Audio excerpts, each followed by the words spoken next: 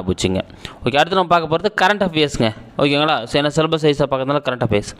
சுற்றுலாவுக்காக காஷ்மீரில் நிலம் வாங்கிய முதல் இந்திய மாநிலம் எது? பாருங்கள், சுற்றுலாவுக்காக காஷ்மீர் சுற்றுலா தலங்களை அமைக்கிறதுக்காக காஷ்மீரில் என்ன பண்ணியிருக்காங்க? ஸோ இடம் வாங்கியிருக்காங்க. அப்படி முதல் இடம் வாங்கிய அந்த மாநிலம் எது?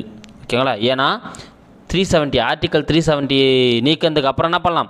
ஏன்னா அதுக்கு முன்னாலே காஷ்மீரில் யாருமே வேறு மாநிலத்தை சேர்ந்த யாருமே என்ன பண்ண முடியாது, நிலம் வாங்க முடியாது, இது பண்ண முடியாது, நம்ம பார்த்துருந்தோம். அந்த 370 நீக்கிறதுக்கு அப்புறம் என்ன பண்ணியிருக்காங்க? நிலம் வாங்கியிருக்காங்க. அப்படி வாங்கிய முதல் மாநிலம் இது. ஸோ நிறைய பேர் கெஸ் பண்ணிட்டு இருப்பீங்க, மகாராஷ்டிரா. ஓகேங்களா? சி தாங்க இதுக்கான ஆன்சர். ஸோ மகாராஷ்டிரா தான் என்ன பண்ணியிருக்காங்க? நிலம் வாங்கியிருக்காங்க. கிட்டத்தட்ட வந்து பார்த்தா ஒரு 370 ஏக்கர் அளவுக்கு வந்து பார்த்தாங்க வாங்கியிருக்காங்க. அதில் என்ன பண்ண போகிறாங்க?